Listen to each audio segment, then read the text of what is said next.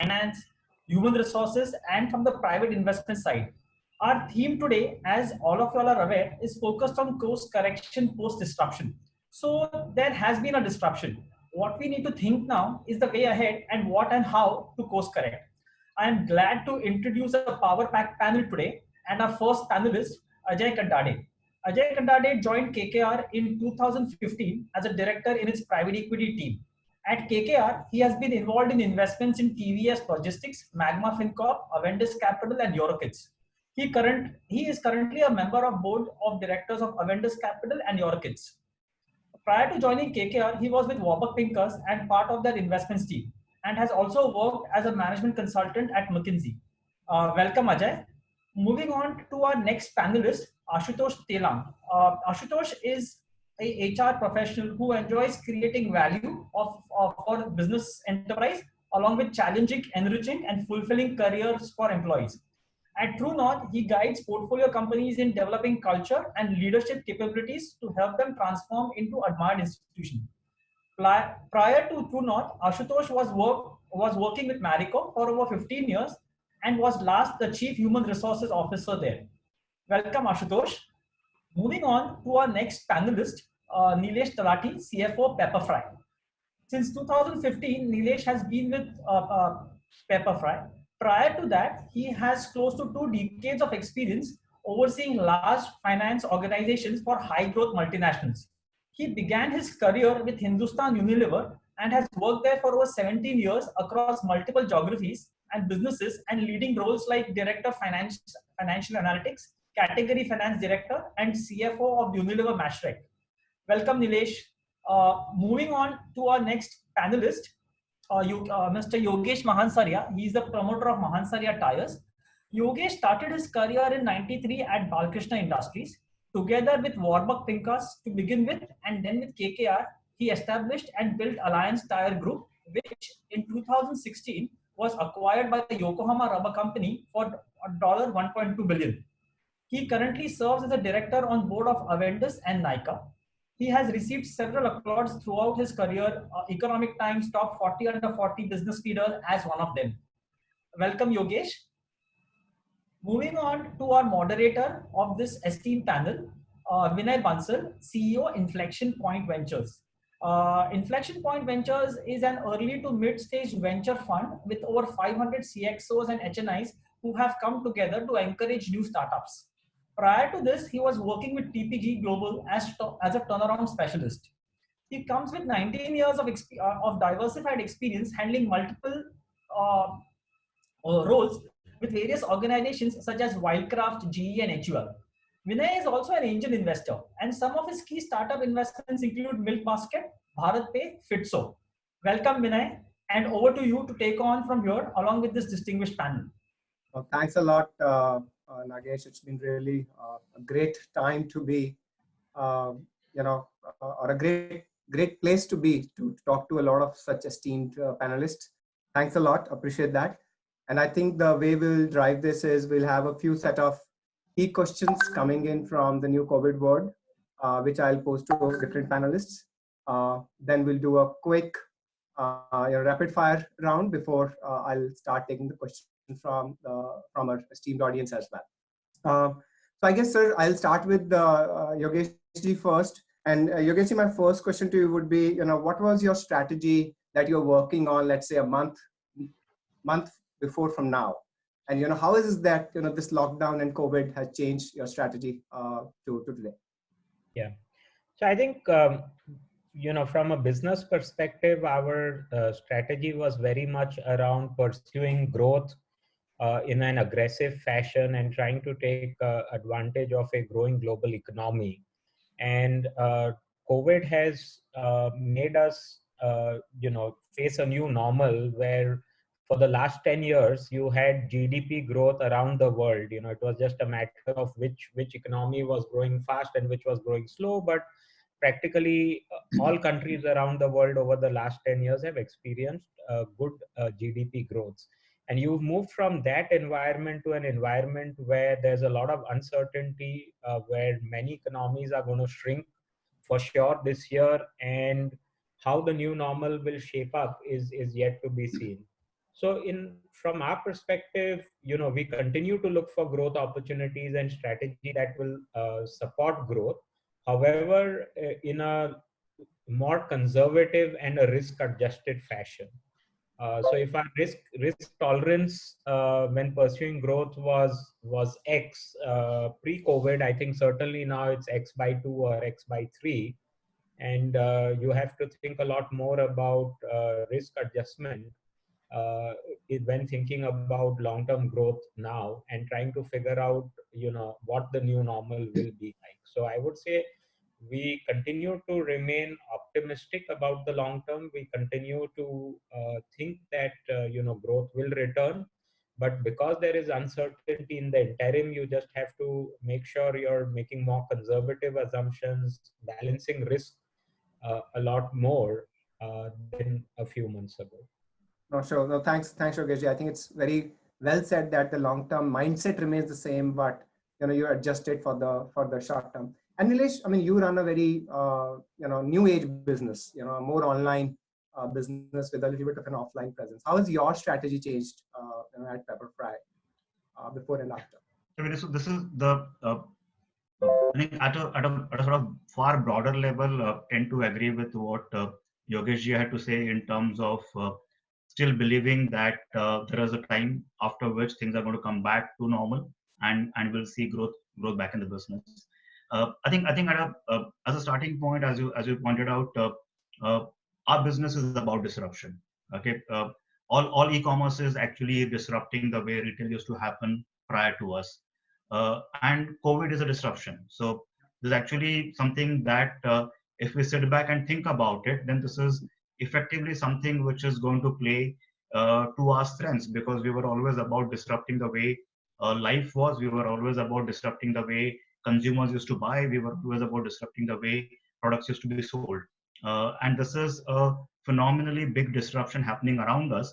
And I think what we need to therefore get our grip on is which is the aspect of this which is going to play to our strength, and therefore sort of magnify that for us. That's the way we would think about this.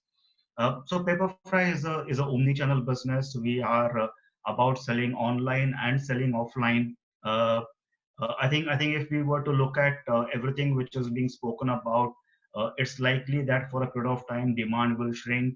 It's likely that for a period of time supply is going to be disrupted. We'll probably see people stepping back from a globalized environment in which supply chain was happening to more pockets of environment in which supply chain will happen. So there are some fundamental changes which are going to come our way. I think in all of this sort of changes which is happening around our way, we need to therefore take handle on what is it that is going to work best for us. And I think from Pepperfry's point of view, this is going to actually play well to drive consumers buying online, and which is what our business is about. Okay, I dread to think about somebody wanting to have a carpenter now sit at their place for 3 to 4 weeks to get a furniture piece made. Okay, so this is actually going to become that catalyst which is going to get people to question, saying, is this the way I want to continue to buy, or is it that I'm going to buy differently? And therefore that plays along our strengths of selling furniture online. So I think there are things which are going to work definitely in our favor, and our strategy is therefore about how do we put our resources behind the things which will play in our favor. So it's going to be more about, let's continue to focus on the online aspect of our business. Let's rethink the number of offline studios that we need to have to support them as we go forward. So those are some of the nuances of our strategy. I think the other aspect that I'm very conscious about is, if you've always looked at the e-commerce, the new age, the new age sort of environment, then unfortunately it has been about either you're driving growth or you're driving profitability. That's the cycle that this environment is always sort of worked around.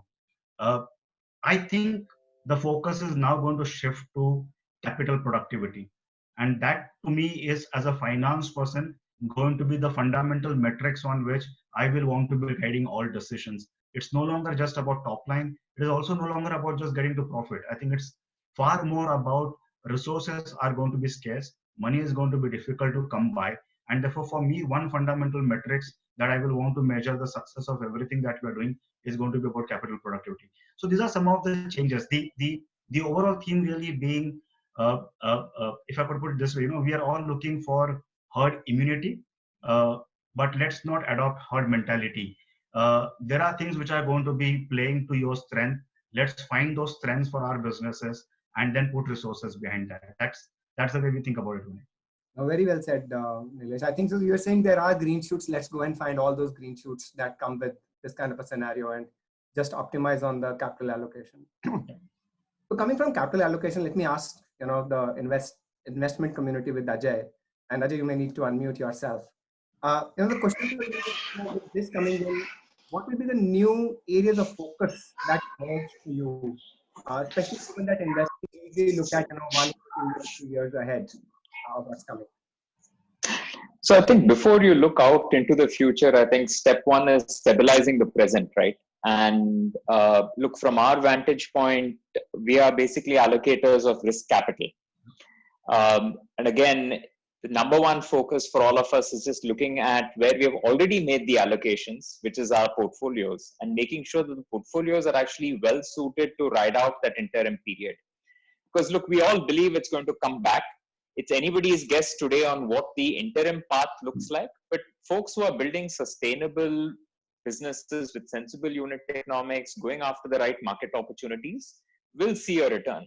And therefore, our focus, step one, has just been on making sure that the portfolio is well suited from a cash liquidity standpoint to stand this near-term disturbance.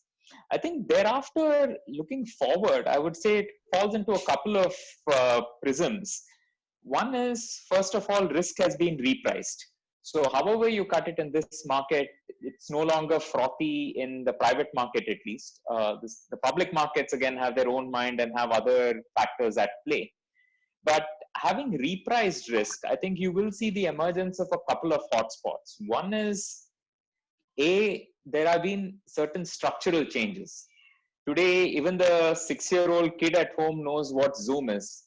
That wasn't a word that was in their vocabulary 3 months ago, right? So some of these are structural changes. I think there are very strong cases to be made around education, online, all of that, and how it's likely to stay, and how some of those industries have advanced 2 years in a span of 2 months. There are other opportunities which are around just rescue financing, which you will see, where again, fundamentally good businesses may have been caught with wrong capital allocation decisions and may need some sort of rescue financing or confidence capital. I think it's fair to say what you will see less of, to the point that Nilesh was also making, is some of the easy money being thrown at businesses where the business model themselves are unsustainable. I think those days are definitely behind us. Sure. So you're saying the hurdle rates for investments will kind of go up, and therefore capital allocation, and that's what Nilesh also said, is going to be very, very critical. And another resource we have, and maybe I'll come to Ashutosh, is human capital, right? People. How do you kind of start taking new decisions, or stop taking decisions on human capital side, Ashutosh, and and to Ajay's point, allocation as well. And you may have to unmute yourself again. Yeah, I think like any situation like this, and you see everything getting revisited, you see everything getting reviewed. So the word re comes again and again in all the actions you do. And coming to human capital, I think organizations are going to look at it very differently. The way we are talking about the financial capital productivity, I think the human capital productivity also will come under a scanner, let me say. In fact, it has already started. The classical fundamental terms of T to tail, where would I want to put my money, which are the roles I have to protect at what cost, are going to play out. So that's going to happen. I think what is holding, and which I should also highlight, is that the human capital is actually which has stood this test. And when I say that, I'm very impressed with what I'm seeing within our portfolio companies, and what I'm also seeing vis-a-vis other companies is that in this entire crisis, one thing which has happened is it has rallied each organization together. And that's where the people within the organization have stood up with their commitment to the organization. And that's something which is seen uniformly. Obviously, there would be aspects of insecurity and other things which are playing out. But I think standing by the organization and giving their best and to the entire piece of work from home, is it really been productive? We are already seeing that. Having said that, costs have come under tremendous pressure. So I think there is a complete zero-based headcount planning which organizations have taken on board. We can clearly see that wave around Jan, Feb, when organizations do the AOP and your headcounts would get approved. To that phenomena in February to now very much in April, May, we are seeing drastic changes in the headcounts. Okay, so new positions put on hold, hiring put on hold.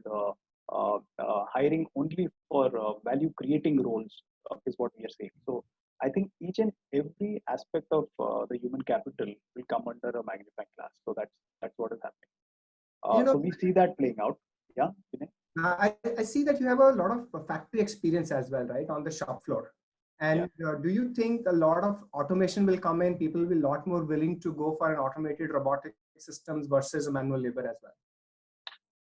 See, I think it's a good question because that is something which will happen. And I think the mindset, which earlier was not there or was, I would say, a weak mindset towards it, has become much more stronger. So we see automation coming in. And I like what Nilesh really said, the customer also is going to look at how quickly and how conveniently can I get it. Similarly, the producers also are going to look at how quickly and conveniently I can get it by reducing the human touch. And that's going to play out. Obviously, there will be certain aspects of supply chain and other ancillary work which is associated with manufacturing. Perhaps certain physical work will still continue, but I think the orientation would be towards automation. Having said that, there is going to be a focus as well or a scrutiny of investing in that. So right now, I think this will happen in two phases. The first phase would not to go in for higher investments immediately or in the shorter term. Organizations will look at how they can maximize with whatever available resources they have. So perhaps by reducing a headcount, increasing the number of shifts, or increasing the productivity of the existing resources. And at a phase where the cash flows look good and one can look at investment, is where perhaps organization will accelerate their automation. No, thanks a lot, Ashutosh. And Yogesh, any comments from you on this topic? On how the world is going to look like, or what you want to start, stop, etc. Please. Good to hear from you. So I think I think organizations will have to tighten their focus a lot. I think that people will have to figure out, in every organization, there is what is the core value creation, and then there are a few, for want of a better word, pet projects, or I think all of those will have to stop. Every organization will have to think, very seriously about what is core, what is truly value creating, and tighten the focus on that, at least for the next 12 to 18 months until things do not stabilize a lot. I think leadership of companies will have to get a lot more operationally engaged. So, if CEOs and the CXOs of companies were spending, a certain percentage of the time, 25-30% of their time thinking about the future and so on, I think there will have to be a pause to some of those things and a lot more operational intensity to make sure that the companies can weather this stormy time better.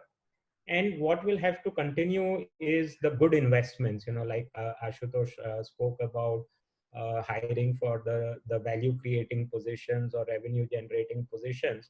So as businesses do all of this, become much more short-term focused, operationally focused, shelve some of the longer term projects, they will also have to balance that with making sure that you're cutting the fat and not the muscle and the bone.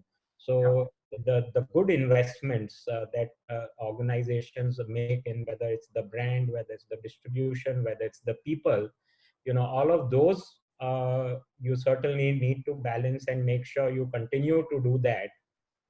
Because that is what will build a more sustainable organization over the long term. Very well said, Yogesh. I think your version of capital allocation is, don't cut the muscle and the bone. Cut the fat. Very well said. So Nilesh, I'll come next to you. Being the kind of probably the youngest or the youngest from a startup world, as the lockdown gets over and as you enter into the new world, post lockdown, what do you think is the new world going to look like? I mean, as you step out of the house, what do you think will change? That's the kind of question I have for you. I think it's a bit of crystal ball gazing out here. So pardon me if I get everything that I say wrong. Okay. Or you get everything right, and we'll be like, wow, Nilesh said it. So uh, I think there's a short term and there's a sort of longer term here. Uh, uh, and I think uh, uh, what I think what would stick longer term are the behavioral changes that people could ingrain. Those are the things stick longer term. I'm a finance professional. I think Ashutosh can probably comment more about what would stick with people in terms of behavioral changes. Uh, I think as human beings we are social animals, and social distancing is actually not something that is natural to us. Uh, will that stick? Irrespective of, let us say, whether cinemas open, don't open, what would be the sitting plan? I think it's really difficult to hazard a guess on that one, because it's literally changing the DNA of what we've been built with and how we've been constructed. So I think it's very difficult to go and say which are the changes which are happening in our behavior today will stick with us for a longer period of time. Uh, I think in the short term, however, there are things that we will see shifting in our behavior. Okay, uh, I hope that uh, the health awareness in our system goes up. Okay, and this is not just about health in terms of not falling sick. Okay, but this is health in terms of everything that you need to do to keep yourself 100% performing. Okay, and that then sort of could drive a set of behaviors and actions. Okay, coming to businesses, it could simply be therefore about what we buy, how we buy, how do we consume it. So it could just go and change that, and what we buy could well be about medical products. It could well be about the way we are consuming media today. We are not in cinemas, but if we look at any research out there, the OTT consumption has gone up significantly, and therefore how are we going about enjoying our life is going to be a factor which is very different. Or how are we go or the whole aspect of how does purchase happen. I mean, this has been like Demon was for, so to say, the fintech system. Okay, this is a boon for the grocery system. Okay, and people like me would hope that it then sort of sticks and changes the way people buy, so to say, the discretionary category. Because if you already experience a great sort of experience with your non-discretionary, your essential category, and if you become comfortable with that, then let us hope that it sticks with you for a period of time beyond those categories. So I think there is the consumption side which could change. I think I'm hoping that there is a different way in which people do businesses. Startups have always been about cults. You want tribes. You want people to have the same color as you get into the offices. Okay, we are a very intense culture organization, and we therefore have never liked working from home. We've been forced now to work from home for 40 days. Okay, and I would think that as startups, we've also learned that it is not necessarily required that each of your employees sitting next to you to get highest productivity from that person. Okay, which then changes the dynamic of how much real estate I need to run my organization, which changes the dynamics of I don't necessarily need to travel to engage with my customer. And therefore, there's a very different way in which I think we could be doing business going forward. I think there's a different way in which people would learn to collaborate with each other. I mean, the sort of interim period, I don't want to call it long term, I don't want to call it short term, but I think the interim period might actually be a period when we might just see people being more flexible and more open to work with somebody else that in the past they haven't thought about collaborating with.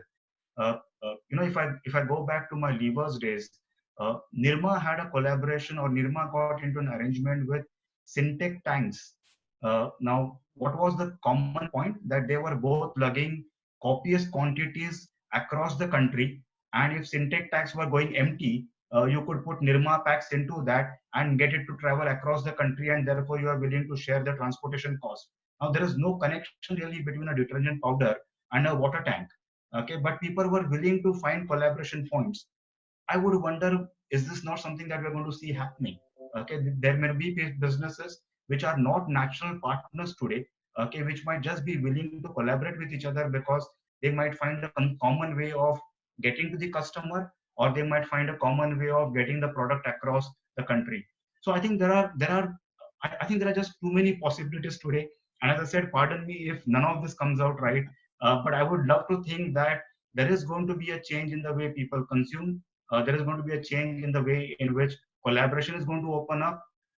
But finally, over a long term, I think we are human beings, we are social animals, and I think some of this, hopefully, the good behavior stick with us. But we should go back to enjoying cinemas, and we should go back to sitting in the cricket field and cheering for Virat Kohli. I mean, I would want to see all of those things coming back.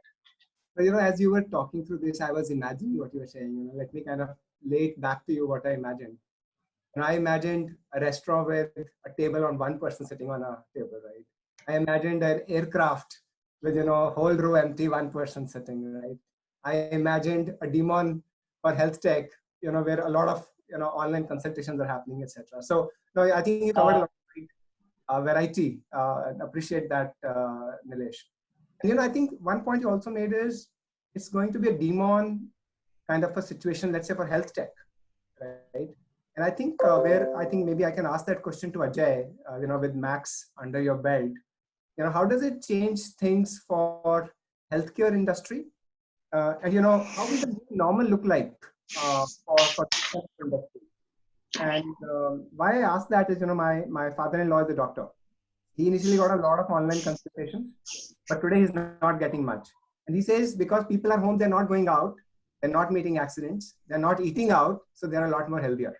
So, just perspectives from you, Ajay, would be helpful. Well, look, I think first of all, I'd second Nilesh's view in that it's a little too early to be postulating on what the new normal looks like. I think the quote that stuck in my mind is what Bill Gates said when he concluded his recent note quoting Winston Churchill, actually. It's neither the end nor the beginning of the end, but the end of the beginning. So that's literally where we are. So to put it in perspective, we've all spent the last couple of months scrambling to make sure that safety of our employees, safety of our teams was paramount, scrambling to make sure that cash and the businesses actually survived and BCP continued. Now, as you just pause to look ahead, I think it's really around planning and retooling your business, which is top of mind. And at least over here, beyond the Max example, from our vantage point across China and Italy, at least what we've had a little bit of a leading indicator into is what some countries have gone through and some industries have gone through as they've gone through this curve. And there, to be honest, it's not a straightforward answer. Some of these are things which are obvious, right? So health safety is obviously first and foremost. So your own employees as well as your clients' health safety is of paramount importance as you reopen your business. Similarly, operations, again, Yogesh has a lot more experience here, but as you think about restarting supply chains, which have been frozen solid, that means you'll have to start building up inventories. And again, these things have whiplash effects across the supply chain as you build up and as you draw demand across the chain. But the two interesting aspects, which most people are not aware and spending too much time on, is basically legal and governance.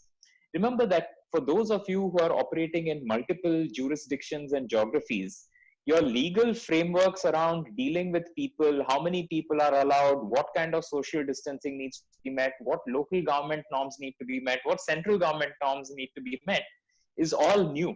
Everybody is grappling with this. And we've all seen bits and pieces of this where certain government, central government has declared certain industries should be operational.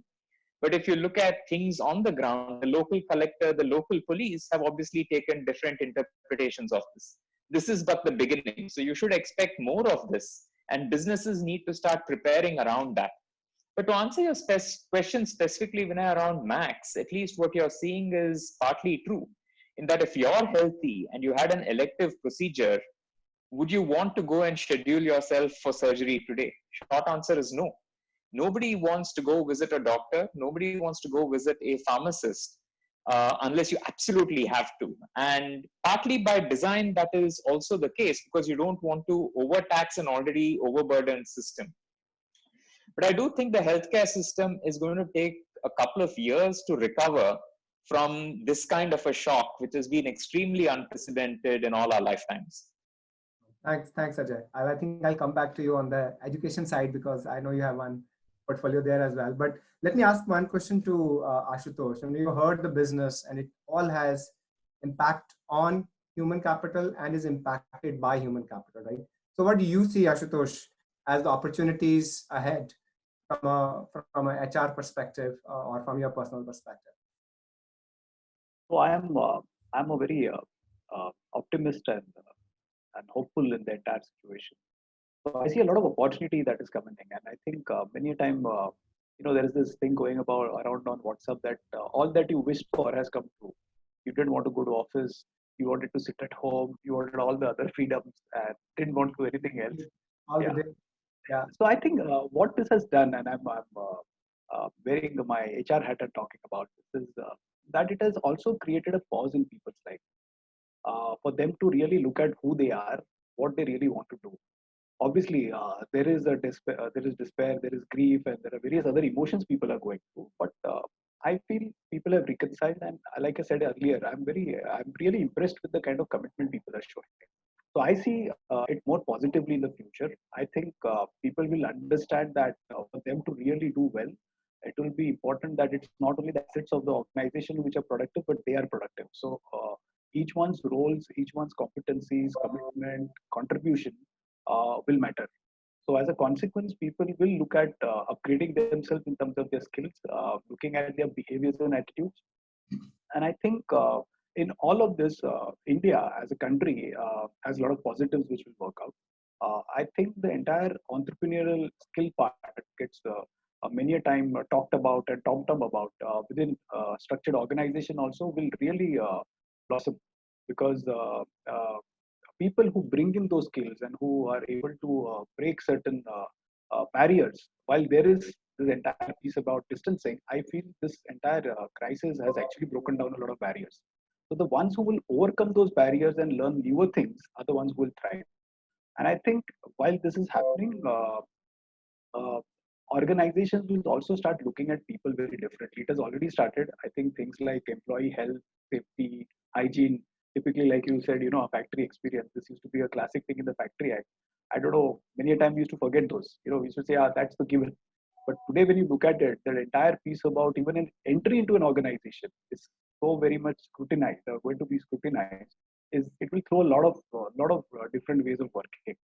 Just coming back to what Nilesh said, and I should compliment Nilesh that while he says he's a CFO, I think the way he analyzed behaviors was brilliant.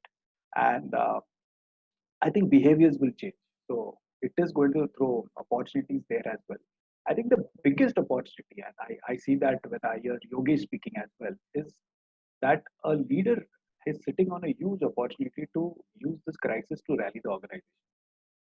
We are seeing leaders using this opportunity to create an organization which is much more purposeful, using the commitment of the entire workforce to drive its agenda. We are seeing people who will come up with newer skills, are open to learning. In fact, we are seeing across our portfolio companies people who are having that free time actually going to e-learning. And a lot of people have taken up courses to actually upgrade their skills. So we're going to get I would say, a better skilled workforce. Okay. And I think third thing, while there is a social distancing, I think the entire connect is going to grow up. I think connecting between the hearts will go up. Yeah. And I think beyond the organization or the human capital within the organization, I think what it has also brought to fore is the entire sense of community. Today, you can create a product, you can market a product, but if your distribution, your suppliers, your vendors, right up to your last leg retailers, they don't, or if they don't see that sense of community in you, perhaps they may not enroll in your mobilization. I think the aspect of how well you are leveraging the entire value chain, not as a supply chain or a business chain, but as a community, is a major opportunity which purposeful organization will leverage. I think that's where those organizations will endure and also will become endeared. That's the way I look at it. Well, thanks, Ashutosh. So let me ask Yogesh ji. I mean, he has seen probably more cycles than all of us have.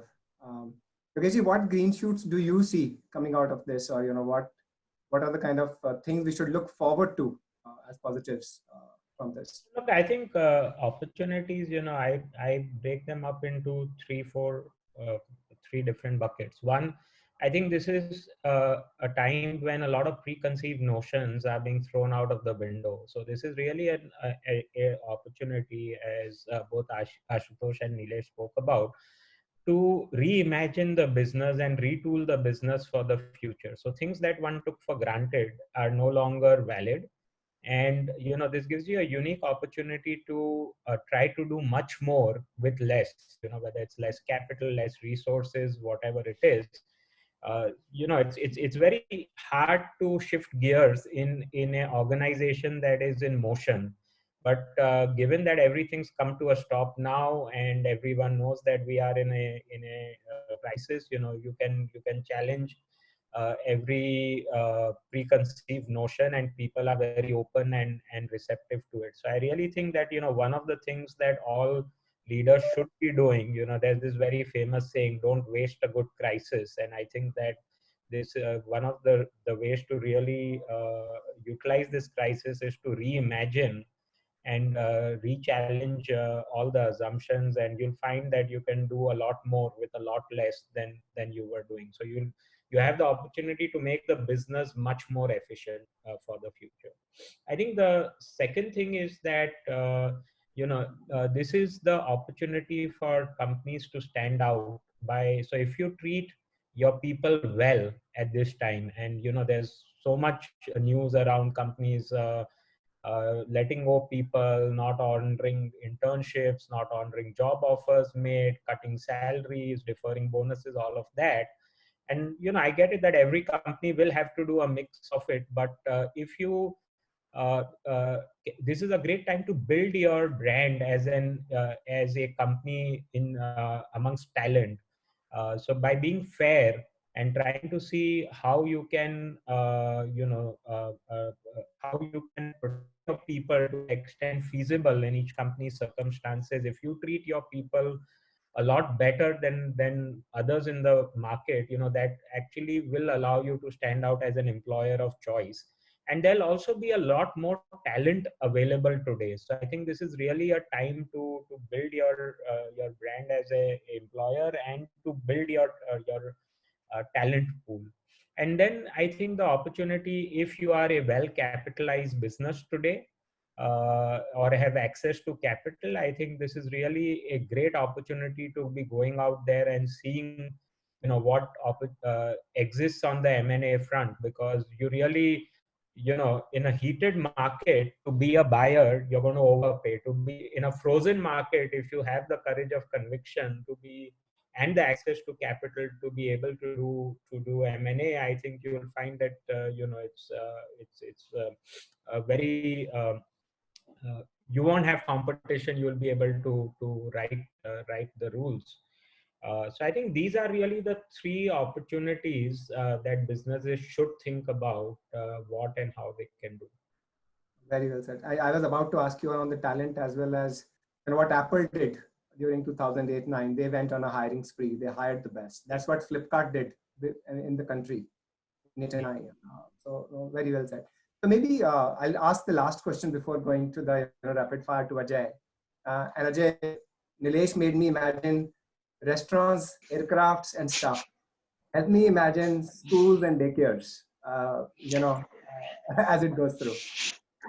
Well, we're already going through it. So, schools, for instance, I think most of us have kids. We would have seen what's playing out. It's some version of online schooling, and obviously the response varies depending on the grade.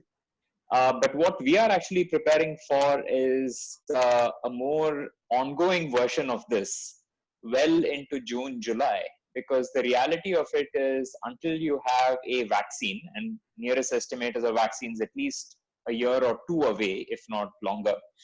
and a potential treatment. Treatment might happen earlier, but obviously won't drive the same amount of comfort within parents. I think schooling will need to be done in a much more deliberate and thoughtful manner. The founder of Khan Academy actually posted again a very interesting article. So there's in schooling circles, there's something known as a summer slide. So students go into summer, come back having forgotten half of what they learned. It's happened to all of us, I know. But I think the talk now is actually about a year-long slide for students. And remember, this could then impact how that cohort of students actually progresses through life. So again, there's been a lot of thought given to it. I think until there is clarity around how it affects children more specifically, how it affects teachers and their ability to deliver. Remember, children, by the way, have been asymptomatic, but when tested, they've been the largest pool which has tested positive. So it seems to affect children differently than it affects adults. So I think you'll need to do more studies around this before you can open up schools in a full-fledged manner. A lot of the US universities you would have read have actually already decided to go to a complete online model for their upcoming semester. So I think that's going to be the new normal. And today, if a school hasn't figured out what their online strategy is, they're already behind the curve. And I think that's the imperative staring most schools ahead. I think for pre-K, it's slightly different because for pre-K, remember, it is optional. It's not mandated to send your children aged between 3 to 6 years to a pre-K environment. Here, I think the question most parents will be asking themselves is, earlier they viewed pre-K as glorified babysitting in a way because the parent needed to go and work, and also a opportunity for children to develop social skills. Now, here you're going to weigh those positive attributes against obviously the risk of community interaction, because remember, pre-K involves 30 to 60 children in a closed environment for 2-3 hours a day. So that's the kind of trade-offs you're likely to see. If I were a guessing person today, I would say pre-K takes more time to recover before K-12, because K-12 also has a spillover effect in terms of the broader structured education that children go to. No, thanks a lot, Ajay. I appreciate that. So I guess, I'll move on to the kind of interesting part of the whole conversation, which is a rapid fire round. And I'll go kind of 3 questions each person. I'll have first question for Yogesh ji. What is the innovation that you would like to see to be a reality? Certainly some sort of medical treatment. The vaccine. Awesome. Next question to you, Nilesh. What is the sunset industry do you see coming out? Not the sunrise, the sunset. I would not wish that to anyone. Okay, but I think it's more than industry. I think it is organizations which don't facilitate, which fail to build trust, are the organizations which will not stand. Fantastic. Ajay, what sunrise industry would you invest into?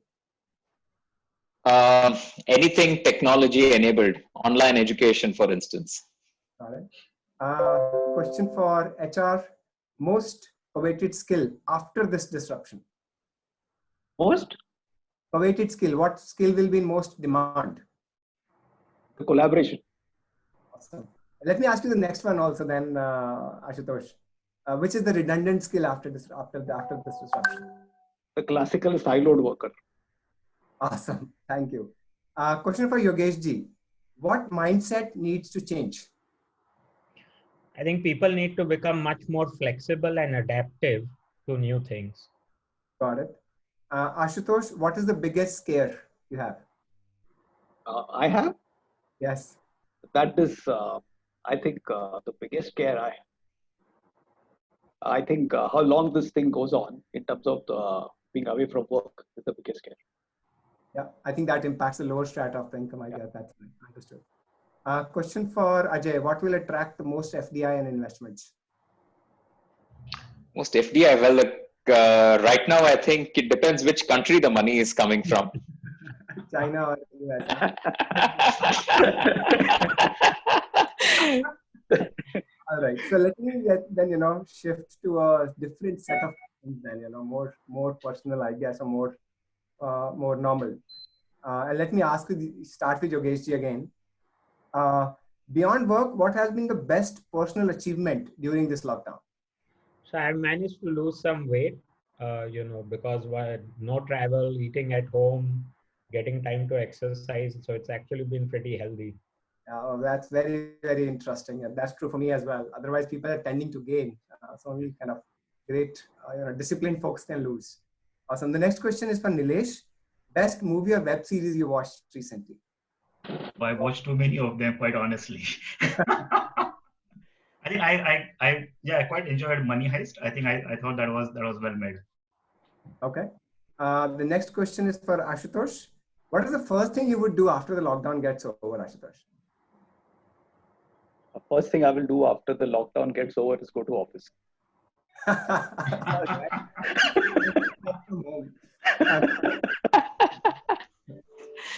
All right.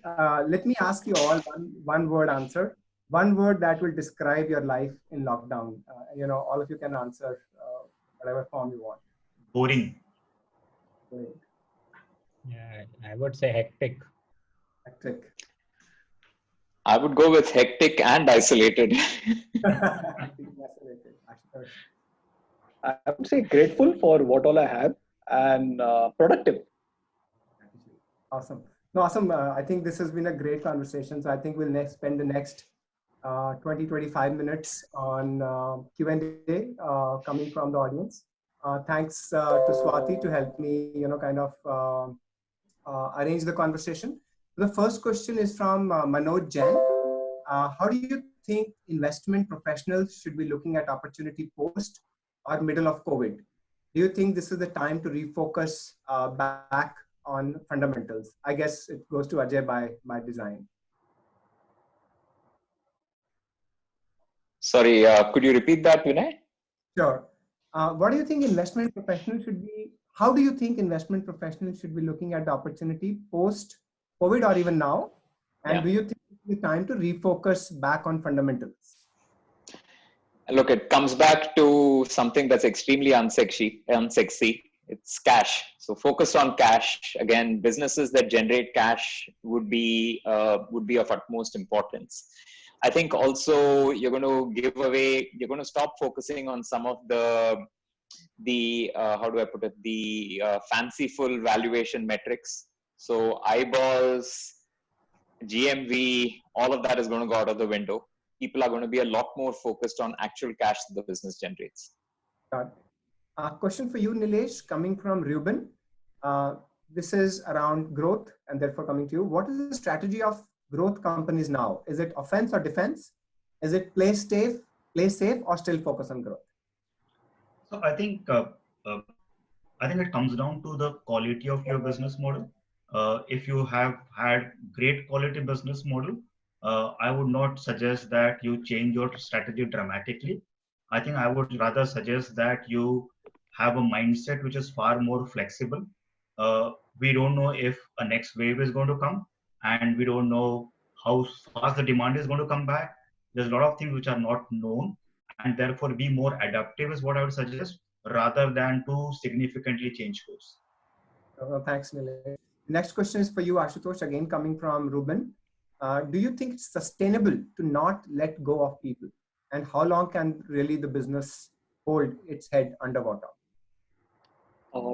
So it is, you can't answer this question in isolation to one organization, because each organization will have a different stage and a situation.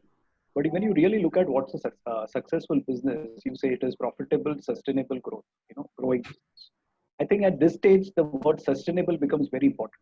And anything that comes in the way of organization being sustainable would call for tough calls. I think organizations will look at people at the last resort, but in certain places, given the stage and the phase of the business, some calls would be taken. Thank you, Ashutosh. And Ajay, one question for you as well from Ruben. Ruben seems to be very active. His question is, what are you telling to CEOs of your investee companies? What are the key messages? It's funnily enough quite similar to what Yogesh said, which is first focus on the defense, then the offense. And part of the offense is don't let go of the opportunity in the crisis. So investments in technology, investments in people, bolt-ons, that's literally been what we're telling them. But before you look forward, make sure that the business is able to survive. Sure. Question is for you, Ashutosh. What is the new expectations that your investors are having from you, which is largely the LPs, I guess? So I think very similar to what Ajay said in terms of the decisions that have been taken on the business front. I think the good part also is there is a complete appreciation of the models of business and the sound principles on which the businesses were acquired. So that's good. And I think the rest of the answer will be very similar to what Ajay said. That's the point. Yogeshji, question for you. How do you see the difference in your leadership team when they come back from the lockdown? I think everyone would have learned a whole different way of working, and certainly their approach would be much more flexible and adaptable than going into the lockdown, because this situation has forced everybody to look at things very differently, has forced everybody to pushed everyone out of their comfort zone. And I believe that when you're pushed out of your comfort zone by something like this, it makes you inherently more flexible and adaptable. I think that there's been increased level of communication across the organization. So to that extent, people have much more empathy and understanding of each other's problems, because again, when you're in the day-to-day, you're very focused on your issues, your challenges, and now everything's come to a stop and people have tried to get it going again. So I think there's been a lot more communication across the organization, and that's I think we're going to see a lot more much more collaborative approach going forward. And I think one thing I have heard more also is probably CEOs are asking, do we really need to travel? If the business could get done for 40 days, and a lot of fat P&L budgets probably will come under scrutiny as well. Ashutosh, you seem to be the favorite here. So one more question coming your way. Everyone talks about reskilling and redeveloping talent. How are you doing that in your portfolio companies? And how do you suddenly get people to start coding? I don't know why these two questions have come together, but still for you. Oh, it's a very interesting one. So the coding one is very interesting. I think people are using, like I said in the earlier thing, that people understand what their aspirations are. And if I think most of us here would know that all the larger universities have actually freed their courses. They're available online free. So you are really getting people on their own registering, people trying to identify which are the courses that appeal to them, and they are going about with it. What some of the portfolio companies, and frankly, our portfolio companies are very empowered. They have their own management, so who take their decisions and move ahead. And very good to see that what they have also done is they have used the time available to actually, in certain places, accelerate their development plans, give them those development teams, and get them onto online courses. Including even certain places where they have used a mentor system. So, for example, if there is someone in the organization who knows something much better or is an expert, then rather than going outside the organization, that person is doing a cohort and imparting skills. So that's going well. I think coding, and in fact, frankly, I've been observing that there is a younger set of people who wanted to take up coding, and they have taken it up. And I don't think the organizations have pushed unless it's a need which was there. But I think one of the feedbacks which was been given across in terms of coding was it was to build the thinking, the entire algorithmic thinking. And those people who are keen on it, they have taken it. Roles which demand, again, organizers suggested them to take it. Makes sense. Thanks, Ashutosh. Just wanted to add one thing, if you permit, on what Yogesh was saying earlier in terms of leaders. I think in this entire change, one thing the team members have realized that you can reduce the decibel of the leader when you're online. Okay, so when you are in meetings and when you had to get those things in a physical setting today, people are having that advantage, let's say it. And I think leaders have started realizing that part, that to connect, uh, and very intuitively, I feel leaders have built that skill to connect. And that's called for, because if you really need to lead, that connection skills is what they will come back with. Thank you, Ashutosh. A couple of questions coming for you, Ajay. These questions are coming from Divij Gupta. He's an investment analyst at IFC World Bank Group. Question number one from him is, how have private equity firms adjusted their valuations for the portfolio companies? And is there a blanket liquidity discount applied? So look, first of all, the benefit of the private equity model is you invest across a cycle and invest as a longer term view on the business. So in a way, in an ideal world, what you would do is you would look at valuation when you make the investment, lock up valuation, and revisit it when you need to sell the company. So in fact, it's a model that's ideally suited for investing in downturns. But having said that, look, ultimately there are individuals who run these businesses. You look at the stock market, you look at other peers to the company that you've invested in, you see those fluctuations. For a lot of PE firms, actually, the answer is actually pre-baked, because if you're a listed private equity firm, then you do have your statutory auditors who need to evaluate your portfolio. And the way an accountant would evaluate a portfolio is to some extent less focused on the future, but more focused on the here and now. And therefore, what that implies in simple language is that it will imply a markdown. So you saw Carlyle announced their results yesterday. It was a $1.2 billion loss. But again, you should remember that these are mark-to-markets. At the same time, you will see some quarter when it comes back, and it looks really obscene when you've registered that as a quarterly gain. No, thanks, Ajay. The next question is for the panel, but maybe I'll start with Yogesh ji. What would be the estimated timeline which we can expect companies to reach their pre-COVID level of operations? Yeah. So, I think there are two aspects to this, right? One aspect to this is the ability to reach that level of output. And the second is from a demand perspective, right? I think in the short term, there will be issues with ability to reach the pre-COVID levels of output, because supply chains have got hugely disrupted. One hears about and one has experienced, for example, in the logistics industries, a lot of the truck drivers have abandoned their vehicles and gone home. How long before they can come back? The migrant workers, many of them have gone home, and now the MHA has come out with new guidelines permitting, to facilitate a organized return of these people. Many industries and companies around India depend on these people to run their operations, or a significant part of their operations. So I think that from a 3 to 6 month perspective, a lot of the constraints will be around just ability to reach the level of output. I think companies will, and also don't forget that all the safety regulations that are implemented to make sure that you minimize COVID risk also will lead to a reduction in the productivity. So 3 to 6 months, I see supply side challenges in terms of firms being able to get back to the normal level of operations. And then post that, really one has to see how the demand side shapes up. What sort of economic package is the government going to be able to put in place to support the consumers, to support individuals, to support businesses, will play a key role in how soon or how long does it take for the demand side to recover. So it's really hard to predict that, until one doesn't see how the government actions play out. Thank you, sir. Ajay, I think the last question from Divij is for you. Is there any industry which might benefit from the crisis?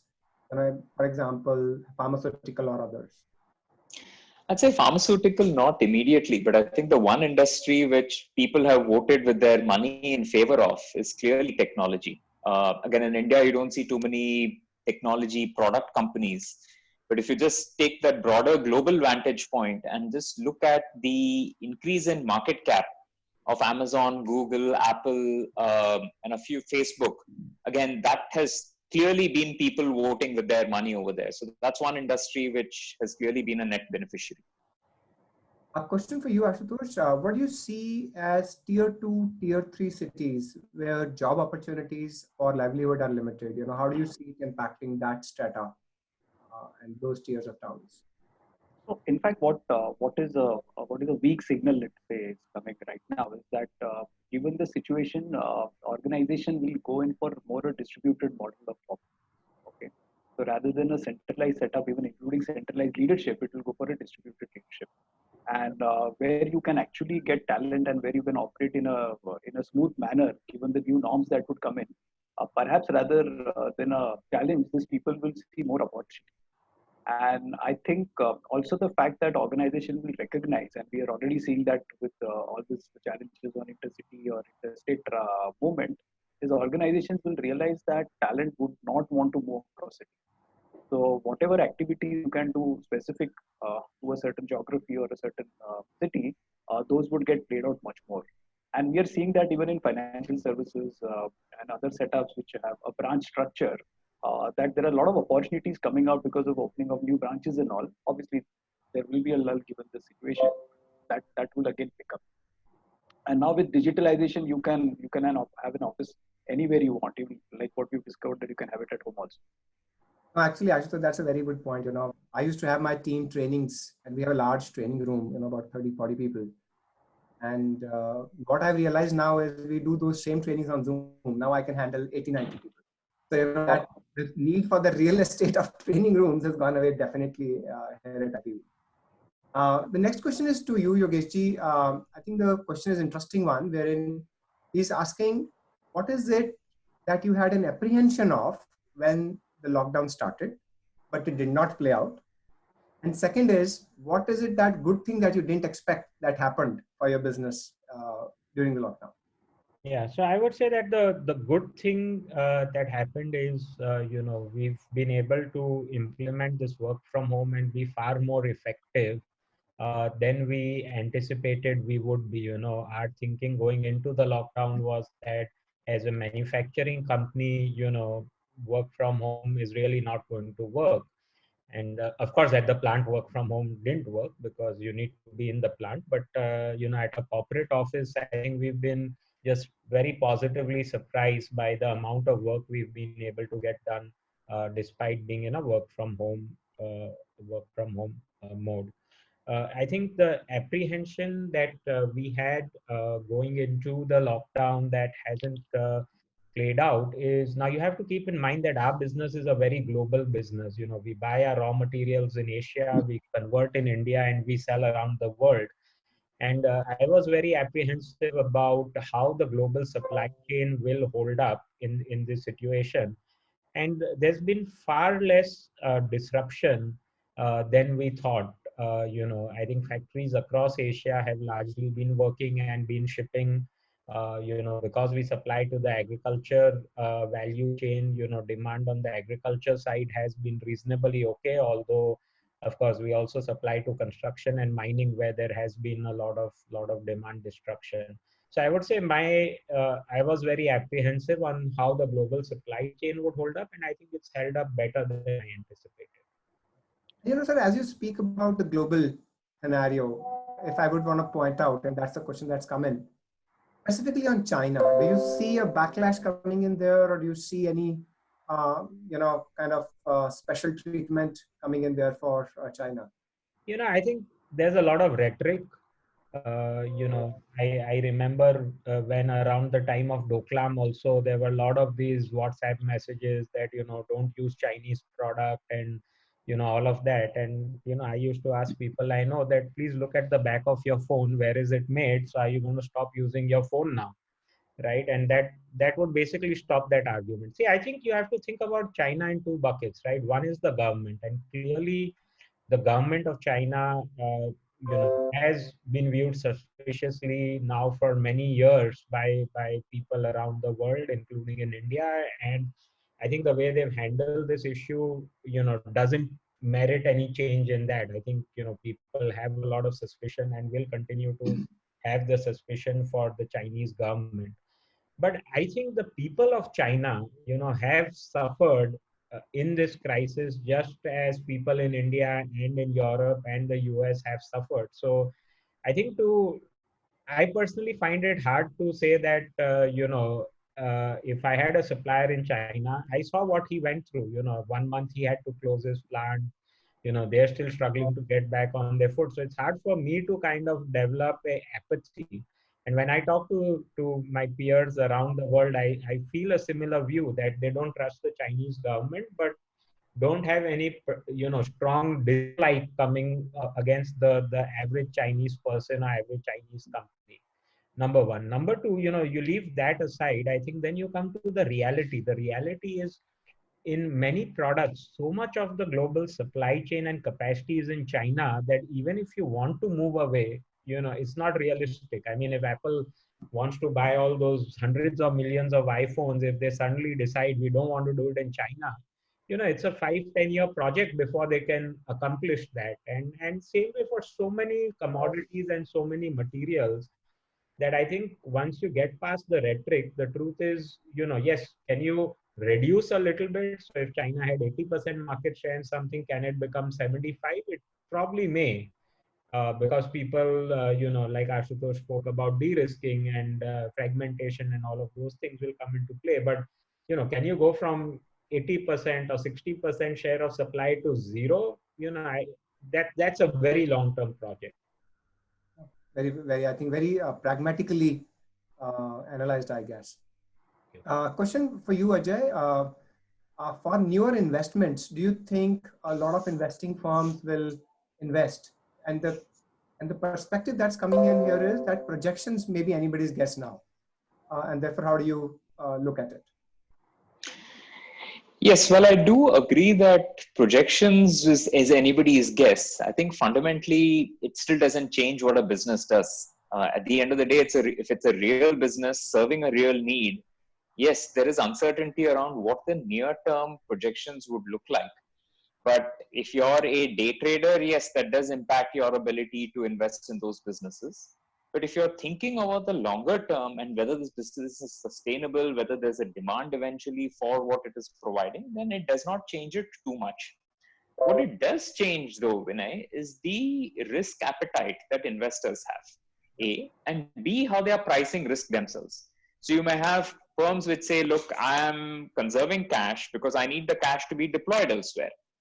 We may have other firms which decide to say, look, I'm going to invest only if it meets a particular hurdle rate. And to factor in the increased volatility, increased uncertainty, I'm going to raise that hurdle rate from what I had earlier. But it doesn't take away that, look, most firms and most individuals have all been through crises. As an investor, the worst thing you can do during a crisis is to just bury your head in the sand and not look out for opportunities. Well said. I think Yogesh also alluded to good M&A opportunities that's kind of akin to investing. So Nilesh, I think the question for you specifically is there a role that government needs to play in helping the businesses, specifically on liquidity or tax measures? What's the view that you have? So I mean, why say no? Isn't it? I mean, does the government have a role to play? Of course, it has a role to play. And why would we say no? I think there is, and I think there is. I would think there are 3 stages of it. I think there is a stage of sort of protecting today and ensuring that businesses are able to sort of get past this current situation. Financial liquidity is there in the system, and therefore there is a role to protect today. I think there is a role to restore after that. And get ourselves back to a point that we were before this happened, and then there's a role to accelerate from where we are. So I think there are these 3 stages I would think that businesses will go through, demand cycles will go through, and I think at all stages government have a role to play. Today is more about protecting, get money out to people, to businesses, specifically to small businesses, get money out to migrant laborers, daily workers, so that they remain protected. I think the next stage is going to be about saying how do we sort out the broader supply chain issues? How do we ensure that, to the point that Yogesh ji made, 3 to 6 months period before he sees supply chains coming back, and therefore how do we facilitate that? Are those tax interventions? Are those monetary policy? I think there is an entire suite of that which needs to come about. And then I think finally we'll have to go back to saying how do we get back to becoming a 8-10% GDP growing country, and therefore there would be a different level of interventions required there. So I think it is not a one-shot thing that is going to solve this. I think the government needs to work with the business community over the next 8 to 12 months before we sort of get back there. Thanks, Nilesh. Vinay, so maybe time is a constraint, and we are flooded with questions. But I want to hear you now. On the new normal and maybe your 2 bits on this whole issue. I think it's very well covered by the esteemed panelists already. For me personally, the new normal will include a lot more work from home for my teams. We were looking at expanding real estate for our office, which I think I'll put on hold. We are looking at a lot of green shoots in investing. I think at IPV itself, we'll put in about 20 crores in the month of April itself into startups, right? I mean, this is probably the largest this year that we'll do in any month.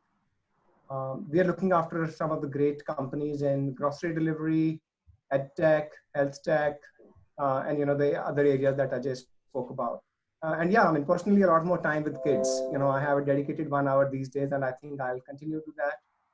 It saves a lot of travel time for the teams. You guys are in Mumbai, and every day people travel 3 hours a day. Here, our office is Gurgaon, and people come from Ghaziabad, Noida, Delhi, and that's 3.5 hours plus metro involved. So we are thinking around, how do we let that travel time free up for a lot of productive work. Half of it can go back to the family and personal stuff, and half of it can kind of come back to productivity. So yeah, I mean, I think I have discovered a lot of stuff for myself, personally and professionally, and I hope to kind of add that back to our teams as well. Yeah. And Vinay, your last question to anyone in the panel? I mean, my last question I would say is probably to Nilesh once again. Ashutosh has and Ajay have been very favorites, so I'll probably. We can have last 2 questions, Vinay. So Nilesh, the question is, finance leaders, how do they enable growth now, right? Or how do they help the business become the fulcrum to next level of growth? So I would like to think that they've always played this role. Very much. I think for me it will be fail fast. I think that's really where I think finance can add a lot of value today. I think there's a lot of uncertainty around us. We will need to see dynamism in making decisions, and we'll therefore need to see a lot of flexibility in terms of how do we go about allocating resources. We will have to take bets on the basis of lesser available, poor quality information, but we can't shy away from taking the right calls for the business. We then need to have our nose very close to the operations, so that if something is not working, we're able to take money out of that and put it in some other place that's going to work for us. So I think it's going to be a lot about failing fast. It's going to be a lot about calibrating the risk in the organizations, so that we are able to appropriately conserve resources and put money behind what's going to work for us. So I think that's the dynamic play that I think finance should be facilitating in the organization. And I think before we jump into final closing, one last rapid fire comment from each of our panelists on the closing. Would love to hear. Yogesh ji? So I think we are, facing a new normal. All of us have to think hard about how do we not waste this crisis and prepare ourselves for the new normal. Ajay? Look, I would say it's welcome more uncertainty into your life, and at the same time, plan ahead. Okay. Ashutosh? I would say first take care of yourself and your family, and if all of us do that, the community will be taken care of. Okay, that's interesting. Thank you. Nilesh? Grab the opportunity. This is a disruption coming your way. Go disrupt further. Vinay? I didn't expect you had thrown 2 tangent questions at me today, but I'll still answer it. Mine would be, I believe that if you're strong internally, organized internally, external things will get managed. To get a lot more effective and internally strong, emotionally and spiritually, and then kind of go out in the world to handle the what's out there for you. I think we'll be able to all do it a lot better with the teams and with the mission. We are internally strong. Okay. Thanks a lot. Thanks all of y'all. I think we've exceeded time, but It was extremely insightful. This session kind of bringing out a lot of clarity and direction on how growth platforms can reboot post the lockdown. I think none of us shall have definite answers for sure, but I think this discussion will ignite a lot of various possibilities that may be a connection for a lot of these growth platforms. Thank you, Ajay. Thank you, Ashutosh. Thank you, Nilesh. Thank you, Yogesh ji. Thank you, Vinay, for sharing your perspectives. Thank you all attendees. We had around 450 of them. We look forward to hosting more of such webinars. In fact, there is an interesting one scheduled for next week with panelists from asset management and wealth side. We will be discussing on how to navigate the new normal there. Request all of you all to attend the same. Have a wonderful evening and a great weekend ahead. Thank you all. Thank you. Thank you. Thanks, everyone. Thanks, everyone. Thank you, everyone. Thank you.